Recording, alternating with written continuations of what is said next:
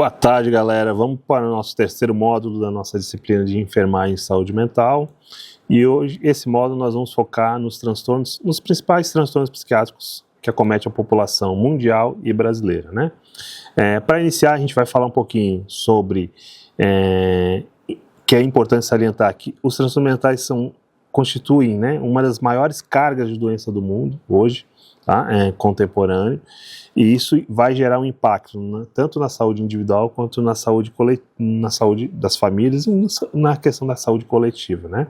A OMS, né, ela estima que 1 bilhão de pessoas vivem com algum transtorno psiquiátrico no mundo, tá? Incluindo ansiedade, depressão, entre outros, tá? No Brasil, essa coisa é apresentado não só em prevalência, mas também no reconhecimento, né, da demanda de tratamento. Teve um aumento grande no tratamento. Lembrando que, após 2020, também com a nossa pandemia, com a pandemia de Covid, mundial, a pandemia de Covid, gerou impactos também na questão dos quadros de saúde mental, né? Então, e aí, para deixar bem claro, epidemiologicamente atual, né, o Brasil e global, mais de 1 bilhão de pessoas convivem com algum transtorno mental, isso é um dado da OMS de 2025, e o transtorno de ansiedade e depressão são as mais prevalentes em todas as regiões, tá? Então, é o que bate toda a relação do mundo. No Brasil, só para vocês entenderem, no Brasil, a ansiedade, em 2019, aproximadamente 19 milhões de brasileiros convivem com transtorno de ansiedade, tá? E isso vai gerar um impacto no afastamento ao trabalho, isso vai gerar um impacto na questão da vida cotidiana, nas relações sociais, tudo isso. E profissionais de saúde, na pandemia, depressão em 58,7% e ansiedade em 59%. Então, numa média de quase 60% dos trabalhadores da área de saúde, na época da pandemia, ou foram acometidos por ansiedade ou por depressão, tá? E um outro ponto importante até para vocês, né? Estudantes universitários, depressão de 39% e ansiedade de 52%, tá? Então, e mulheres privadas de liberdade, 75% de ansiedade e 65% de depressão. Então, só para esses dados nos mostram a importância de a gente investir na condição na qualidade do cuidado para a população. Isso aqui só no Brasil, mas pensando mundialmente também, né? Então, são doenças que têm um alto índice de agravo, né, e que atinge grande parte da população. Não é importante sua classe social, tá? Então, ela pega todos os aspectos sociais da população. E hoje, um dado importante também é que tem atingido muitas crianças também, tá? Mas quais são os principais transtornos mentais hoje, né? Então, como a gente falou, os transtornos de depressão e os transtornos de ansiedade, que têm elevada prevalência, além, né, das esquizofrenia, que é um transtorno psicótico, e os transtornos bipolar e os outros transtornos psicóticos. Então, os transtornos psicóticos principais, a esquizofrenia, os transtornos de humor, aí a gente vai falar transtorno bipolar, depressão, né, e ansiedade, ok? São os grandes tópicos que a gente vai poder falar nessa, tá? Então, a depressão, sobre a ótica da atenção psicossocial, é um fenômeno biopsicossocial.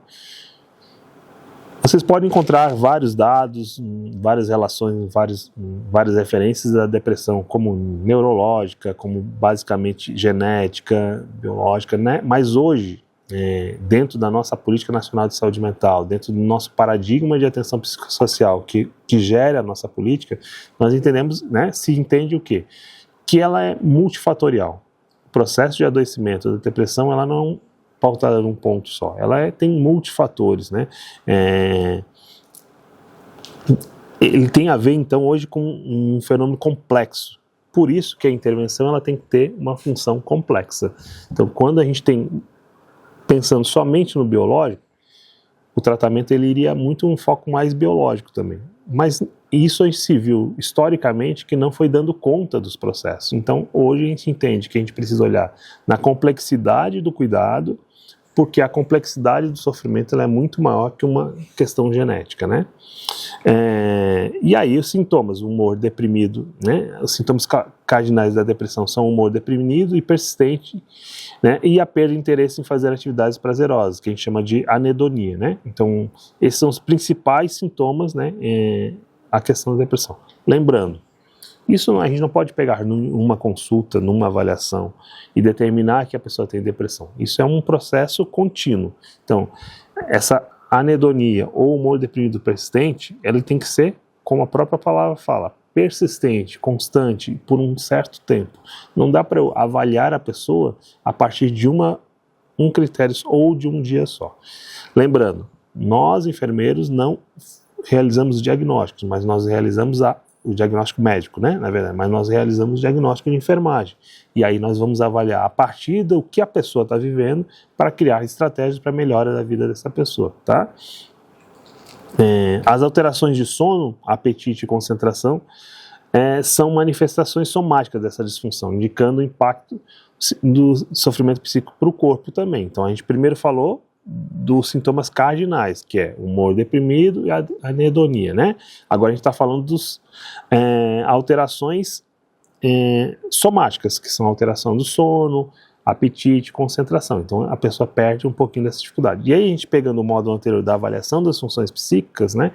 Lembram? Então a gente vai falar um pouquinho desse, a gente vai fazer essa relação. Então eu avalio a alteração das funções psíquicas para tentar verificar qual é o quadro mais próximo que a pessoa está apresentando. Então, gente, o suicídio, como eu falei, ele é um ponto contínuo, ele não é algo pontual, ele não acontece naquele momento, ele vem de um processo histórico de sofrimento intenso, tá? Então a gente nunca pode caracterizar que aquilo aconteceu por agora. Ele já tem que eu sempre digo, um suicídio interno, em que a pessoa ela vai chegando a um processo de degradação até o momento que ela não aguenta e ela comete o ato, né? E é sempre importante dizer, suicídio deve ser falado, sempre quando a gente está fazendo uma consulta, uma entrevista, a gente tem que perguntar se a pessoa já teve alguma ideia sobre, né, morrer, e se teve ideia, se ela já teve algum planejamento. Quando tem planejamento, já teve planejamento, é um caso grave que ele precisa ser acompanhado 24 horas. Então, ou indicativo de uma internação hospitalar ou de uma internação domiciliar. Tá? Ideias de morrer, muitas vezes as pessoas sentem no decorrer por vários problemas na vida, mas ideia com planejamento, eu sei que eu vou ficar sozinho em tal hora, eu comprei uma corda, eu tenho já algo planejado, isso já é um caso grave e com risco alto de que essa tentativa de suicídio possa ser efetivada, tá? Então isso é uma coisa que a gente sempre gosta de pontuar para que a gente não esqueça. Qual o papel dos determinantes sociais na etiologia da depressão? Então entendam que a gente sabe, conforme várias pesquisas mostram, que a população com maior vulnerabilidade social tem um maior indicativo de adoecimento psiquiátrico, né? Então, como eu falei, se a doença ela não é basicamente biológica e sim ela tem uma relação direta com os determinantes sociais de saúde, tudo isso vai interferir diretamente no processo de adoecimento e de agravo do adoecimento, tá? E aí a gente precisa pensar no cuidado nesse contexto da atenção psicossocial. Lembre, tudo que a gente está falando aqui é dentro de uma lógica do paradigma de atenção psicossocial. Então, o cuidado ele tem que olhar para esse contexto mais amplo, tá? Então, a atenção na clínica, então, o uso de psicofármacos ele é importante, mas ele não é o único. Então, lembrando que quando eu falo de tratamento, eu não estou falando só de remédio, eu estou falando de diferentes fatores no processo. Então, o isolamento, eu preciso trabalhar relações sociais, eu preciso trabalhar, às vezes, as questões em grupo, né? E, às vezes, eu preciso de uso de medicação. Não existe um tratamento que seja sempre igual para todo mundo. E, além disso, mesmo que eu precise de uso de medicação, não necessariamente todo mundo tem que tomar o mesmo tipo de medicação, ok? Mesmo com o mesmo diagnóstico, o tratamento ele vai ser individualizado, tá? Além disso, as psicoterapias são componentes essenciais para atuar, né? Então, e aí a psicoterapia pode ser em grupo, pode ser individual e assim por diante. A reabilitação psicossocial entende a reinserção do indivíduo nos aspectos sociais. Quando eu falo de reinserção social, não quer dizer que ele tem que voltar à mesma coisa que ele fazia antes, porque muitas vezes aquilo que ele fazia antes era o causador do sofrimento dele, tá? Mas ele tem que a pessoa poder se readequar dentro daquilo que ele possa viver em uma condição social mais adequada. E a intersetorialidade, o cuidado articulado entre outros serviços sociais, como emprego, educação, tá? Trabalho, lazer. Então, entendendo que essa questão de curar uma depressão, apesar de ser uma doença crônica, vocês vão ver que, né, nessa lógica biológica não se vai entender muito a questão de cura, mas a cura pensa-se na questão dos condicionantes sociais de saúde, tá? Então, em conclusão, a depressão é um fenômeno biopsicossocial que exige uma resposta de saúde pública integrada, nunca sozinha. O modelo de atenção psicossocial oferece a base teórica e prática para um cuidado que respeita a complexidade do sofrimento, né, humano, superando essa visão reducionista da doença enquanto processo e entendendo a saúde mental como algo mais complexo, tá? Então, isso é importante que coloque. Vamos agora para a ansiedade, né? A ansiedade, dentro também da perspectiva psicossocial, né, embora é uma emoção natural e adaptativa, entendendo que a ansiedade ela não é o transtorno de ansiedade é um problema, a ansiedade ela é um processo de defesa psíquico, né? Então, eu sempre digo que a ansiedade faz parte da vida. Quando essa ansiedade ela se torna mais intensa, ela pode se transformar num transtorno de ansiedade, tá? Se transformar em patológica. Então, a compreensão desse fenômeno sob a ótica da saúde mental contemporânea exige uma análise que vai além dos sintomas, reconhecendo também a complexa interação dos fatores biológicos, psicossociais e sociais. Beleza? Então, é um processo complexo, não é pontual, e as manifestações clínicas, elas são muito parecidas dependendo do transtorno de ansiedade, que vai ser palpitação, taquicardia, a preocupação excessiva, as fobias em si, a inquietação muito, né, a tensão muscular generalizada. As pessoas com transtorno de ansiedade geralmente têm uma questão de tensão muscular, então enrijecimento muscular, dores musculares muito intensas, tá? Entre outros fatores aí se colocam, tá? Ok, transtorno de ansiedade. Vamos para o próximo. Os determinantes sociais da etiologia. O papel da enfermagem, então, no cuidado da RAPS, né? Então, a avaliação integral desse usuário. A comunicação terapêutica, né? O uso da escuta ativa e empatia é fundamental para que o paciente se sinta seguro, expressar seus medos. Então, essa relação sem julgamento, de analisar o processo de cuidado, entender o que ele está vivenciando para poder interferir nesse processo. O enfermeiro também é um agente educador, né? Um agente educador, tá? Na promoção de saúde e articulador da RAPS dentro desse processo. Então, para a gente fechar essa parte, o cuidado de ansiedade na ótica da atenção psicossocial é, portanto, uma prática que integra o rigor clínico e a sensibilidade humana. Tanto as questões biológicas, que vão aparecer os sintomas, quanto os sintomas sociais, que vão interferir diretamente nesse processo. E tem um outro que agora é o que bate muito, que é os transtornos relacionados ao uso de substância psicoativa, né? O uso de drogas. O uso de drogas hoje não tem mais fatores mais preponderantes, que antes eram jovens, hoje ela atinge todos os ciclos de vida, tanto gêneros também, né? A questão de gênero, masculino e feminino, ela não tem mais uma especificidade, a droga ela pegou um âmbito muito maior nessa relação. Lembrando, qual o problema? É a droga ou é o que faz a gente usar a droga, né? Então a gente tem que pensar sobre essas questões. E dentro do tratamento de droga, a gente precisa também entender a vivência dessa pessoa no mundo e o que faz ela estar causando esse processo, tá? Então, a dimensão biopsicossocial dos transtornos, ela tem uma dimensão biológica, como eu falei, tá? E tem uma dimensão psicológica. Então a gente sempre fala que o transtorno sobre o uso de substância psicoativa, ela tem duas dependências, a dependência psicológica e a dependência biológica. Eu sempre digo que a dependência biológica ela é muito mais palpável no controle do tratamento, porque eu vou tirar o uso de uma substância e incluir o uso de uma outra substância controlada para que ela faça diminuir essa coisa. Mas a dimensão psicológica e social, ela é muito mais complexa, porque ela não é palpável.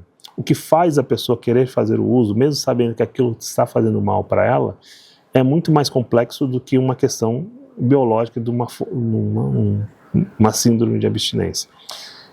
O que eu estou querendo dizer não é que a síndrome de abstinência, a dependência biológica, ela não é grave. Estou querendo dizer que ela é mais palpável do que a dependência psicológica, a dependência social. Porque isso vai ter uma subjetividade muito maior nessa relação, ok? Cuidado de enfermagem, relacionando sempre, né, a atenção psicossocial, uma avaliação mais holística, né? A comunicação terapêutica sempre vínculo, a gente tem que ter vínculo com as pessoas que a gente está atendendo, e dentro da dependência química a redução de danos é uma das estratégias principais no processo de cuidado, né? E o que é redução de danos? Redução de danos não é tirar uma droga e botar a outra ou diminuir. É entender o processo gradativo do que essa pessoa. A redução de danos também pode levar a uma abstinência, mas ela não é a prioridade, tá? Ela vai sempre preservar o cuidado daquela pessoa. Ok? Então, o cuidado nessa perspectiva é um processo de construção de autonomia e de reintegração social e busca romper com a lógica de punição e do isolamento, né? Oferecendo um caminho de dignidade e apoio, que reconhece o paciente como um problema, o paciente não como um problema, mas como um ser humano que está dentro de um processo de sofrimento intenso que precisa ser olhado. Ok? Próximo tópico é esquizofrenia, que está relacionada aos transtornos psicóticos. Então, nós temos 3 linhas de transtornos: psicóticos, os transtornos neuróticos e os transtornos perversos. A esquizofrenia está dentro do transtorno psicótico, que aí ela vai ter o que é a diferença do transtorno psicótico? Ele vai ter uma alteração de realidade, né? Então a esquizofrenia é um transtorno cerebral complexo e crônico que impacta profundamente o funcionamento do indivíduo. Ele tem um grau de degradação muito alto quando ela não é acompanhada. Isso não quer dizer que toda pessoa vai chegar nesse processo. Se ela é acompanhada, ela pode viver tranquilamente na sociedade, mas quando ela não é acompanhada, ela tem um grau de degradação muito grande, tá? Então, e aí, quais são as principais características? Alucinações e delírios. Lembra que eu falei lá no exame das funções psíquicas? Alucinação, a alteração da senso-percepção, e delírio, a alteração no pensamento. Tem, dentro do pensamento, uma desorganização do pensamento, então não é um pensamento linear, ele tem diferentes fatores que vão interferir nesse processo, tá? E um prejuízo funcional. Quando ele está muito grave, já é muito crônico, ele tem um prejuízo funcional dentro, tá? E aí, o cuidado, também gerenciamento de medicação, a comunicação terapêutica, entender esse processo de pensamento, né, que está desorganizado, reabilitação psicossociais. Então, em suma, a esquizofrenia é uma condição que requer o cuidado integral e de longo prazo. Ele não é um tratamento rápido, porque ele tem um grau de cronificação muito alto e ele precisa de um acompanhamento contínuo. E por último, o transtorno bipolar, né, que é um transtorno de humor, que tem uma alteração de labilidade do humor. Lembra quando a gente falou lá de afeto humor? Então ele tem uma labilidade do humor muito rápido, então ele vai de uma euforia para uma depressão muito intensa, né, e alterna esse episódio de humor extremo, como eu falei, tá? E varia em estado de euforia ou irritabilidade, que a gente chama de mania e hipomania, até o processo depressivo. Ok, gente? E aí a depressão ela vai ter o impacto, né? O episódio de depressão se manifesta com sintomas já conhecidos, como a gente falou lá na depressão, no transtorno de humor, e já a mania e hipomania representam o polo oposto. Então, depressão, humor lá né? Afeto lá embaixo, mania e hipomania lá em cima. É um estado, então, a mania é um estado de humor elevado, expansivo e irritável, acompanhado de aumento de energia e atividade. E a hipomania é uma forma mais branda da mania, então é como se fosse um caminho. Hipomania, mania, ok? E o cuidado, sempre no gerenciamento do cuidado, comunicação terapêutica, reabilitação psicossocial. E aí, em síntese, do que a gente coloca sobre isso? O transtorno bipolar é uma condição que exige uma abordagem que integre o rigor clínico e a sensibilidade humana, né? O modelo de atenção oferece essa resposta que busca estabilizar o humor do indivíduo, ao mesmo tempo restaurar a vida, a sociedade e promover dignidade. Lembrando, tem sintomas que a gente não precisa tirar, que não vai sair, mas ele precisa se adaptar àquele sintoma para poder viver. O mais importante dentro do cuidado de atenção psicossocial não é esbater sintoma, é fazer com que essa pessoa possa viver dentro de um padrão, dentro da sociedade, adequando a sociedade. É claro que isso basta só a pessoa, a gente precisa, dentro do modelo psicossocial, a gente precisa mudar o impacto social sobre isso tudo. Ok, galera? Então, mais um módulo finalizando. Muito obrigado.